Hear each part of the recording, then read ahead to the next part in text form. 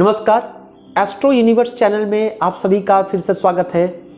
आज हमारा विषय जो है बहुत ही यूनिक है।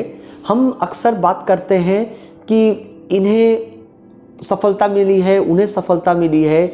आज हम उन आइकॉन्स को, हायर पर्सनालिटीज़ को अपना आदर्श यानी कहते हैं ना अपना आइडियल मानते हैं, सोर्स ऑफ इंस्पिरेशन मानते हैं और उस तरह से अपने करियर का चुनाव करते हैं।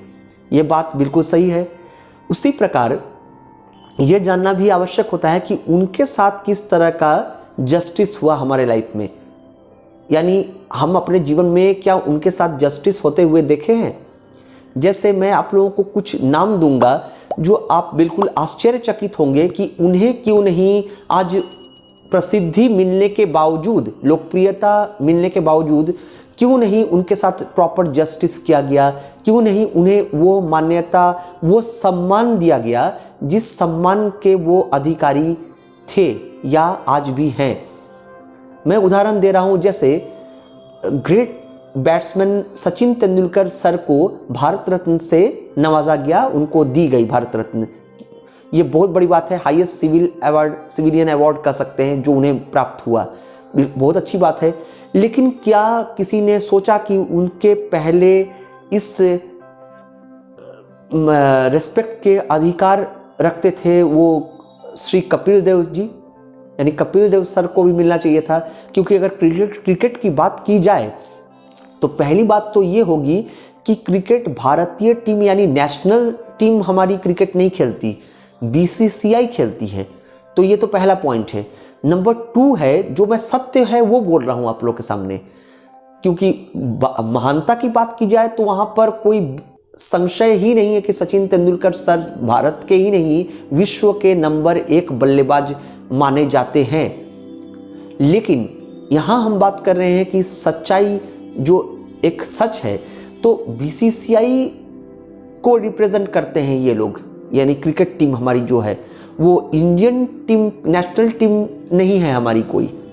तो अगर दी भी जाती है तो फिर क्यों नहीं कपिल देव सर को ये पहले मिला। क्योंकि अगर कहते हैं कि क्रिकेट टीम गेम है, यहाँ इंडिविजुअल रिकॉर्ड बनाना बड़ी बात नहीं या अहम बात नहीं है, तो फिर कपिल देव सर ने एक ऐसा कारनामा कर दिखाया था। वो 1983 की जो टीम थी, हालांकि टीम ने ही खेला लेकिन कपिल देव सर उसको लीड कर रहे थे, तो फिर उन्होंने पहली बार भारत को विश्व चैंपियन बनाया क्रिकेट के जगत में। और उस समय सभी को याद है, जिनको पता नहीं है वो जानकारी ले सकते हैं। आज तो यूट्यूब, गूगल का ज़माना है, तो आप पता कर सकते हैं कि उसमें 1975 और 1979 लगातार 2 विश्व कप वेस्ट इंडीज़ जीत चुकी थी और 1983 के फाइनल में भी वेस्ट इंडीज़ की टीम आ चुकी थी। और वो टीम एक इतनी भयावह टीम थी, मजबूत तो थी ही, इतनी भयावह थी कि उसमें ऐसे ऐसे बॉलर्स थे, ऐसे ऐसे गेंदबाज थे उनके, जो कि बिल्कुल जिनको फेस करना एक बहुत बड़ा चैलेंज होता था। रन बनाना तो बहुत बात की बात आती है। तो और उस ज़माने में एक बात और भी थी कि बैट्समैन के पास उतने कह सकते हैं न बहुत चेस्ट गार्ड थे, न बहुत सारे गार्ड्स नहीं थे, हेलमेट नहीं थे। आप देख सकते हैं कि उस ज़माने में वेस्ट इंडीज़ टीम एक बहुत भयावह टीम थी, बॉलिंग बहुत ही स्ट्रांग थी ऑन पेपर। तो उस समय एक विश्व कप जीत लेना कितनी बड़ी चैलेंजिंग हो सकती है, जिसको कपिल देव सर ने लीड किया था। और गावस्कर सर की भी मैं बात करूंगा, सुनील मनोहर गावस्कर सर की, जिन्होंने विश्व क्रिकेट जगत में पहली बार 10,000 रन बनाया, जो पहले मनुष्य हैं, जो एक पहले एज ए पर्सन है जिन्होंने 10,000 रन क्रिकेट में बनाए। अब आप कहेंगे कि वनडे में, उस जमाने में वनडे का प्रचलन इतना था ही नहीं, तो और T20 तो आई ही नहीं थी, वो तो इंट्रोड्यूस बहुत बाद हुई।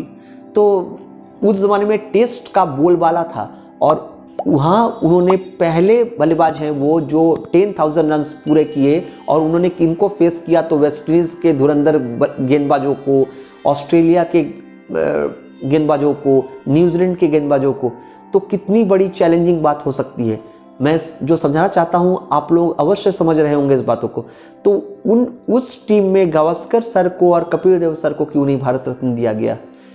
और मैं बात बताऊं, हॉकी में ध्यानचंद जी यानी सर ध्यानचंद जी को हॉकी वाइजर्ड कहा जाता है, यानी जादूगर कहा जाता है। हम लोगों ने जनरल नॉलेज की किताबें में पढ़ा है, कोई बच्चे जो हैं आज के डेट में पढ़ सकते हैं उसको।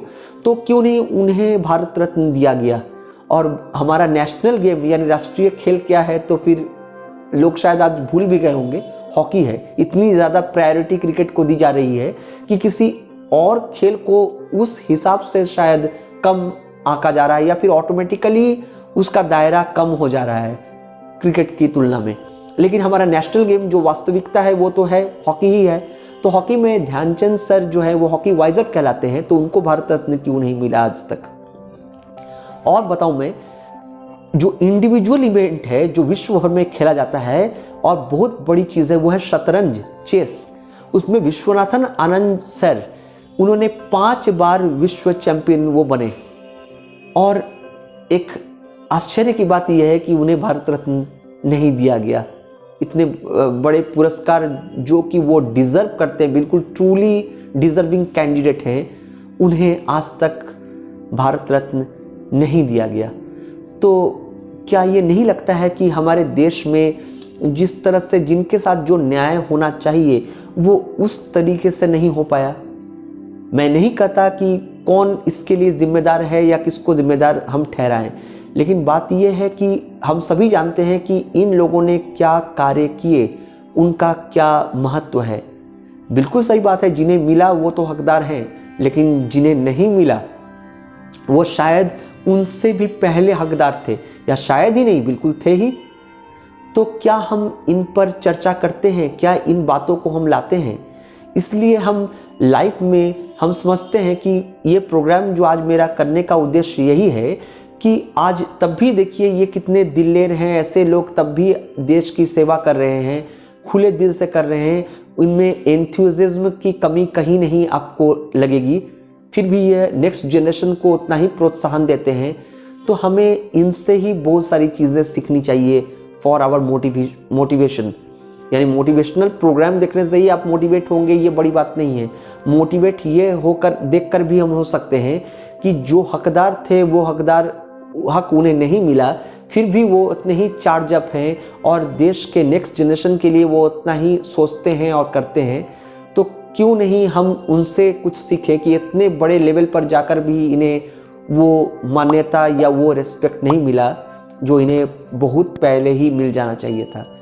तो हम ये सोचते हैं, ये सीखते हैं आज कि ऐसे लोग जो दिग्गज हैं जिन्हें नहीं मिला फिर भी ये देश हित में काम करते हैं, कार्य करते रहे हैं। आज भी कपिल देव सर जैसे लोग, गावस्कर सर जैसे लोग नेक्स्ट जनरेशन के लिए बिल्कुल मार्गदर्शन बने हुए हैं, उन्हें एंथ्यू देते हैं, उन्हें क्रिकेट के गुण सिखाते हैं। विश्वनाथन आनंद जी जैसे लोग नेक्स्ट जनरेशन को गाइडलाइन देते हैं कि how to play better chess, what are the techniques. तो ये बहुत बड़ी बात है।